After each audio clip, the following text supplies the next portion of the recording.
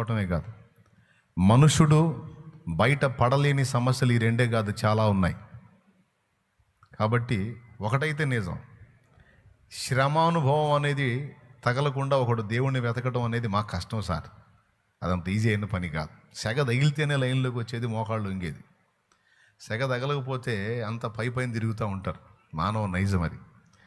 So దేవుణ్ణి వెతకడానికి వచ్చిన వాళ్ళే ఆ భక్తుడు చెప్పే మాటలు వినడానికి ఇష్టపడతారు. లేకపోతే ఏదో చెప్తున్నాడు, ఏదో దేవుడు అంట ఏదో ఆడి స్వభావం చెప్తున్నాడు అనుకుంటే వెళ్ళిపోతారు కొంతమంది.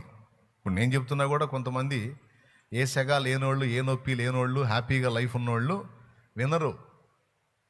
మనం చెప్పడానికి ట్రై చేసిన సువార్త, ఇప్పుడు నాకు అవన్నీ వద్దు, అవన్నీ వినే స్థితిలో నేను లేను, ఆ పరిస్థితి వచ్చినప్పుడు చూద్దాం, ప్రస్తుతాన్ని నన్ను వదిలేయి అని చెప్పవలా నువ్వు చెప్పినప్పుడు కొంతమంది. అంతే.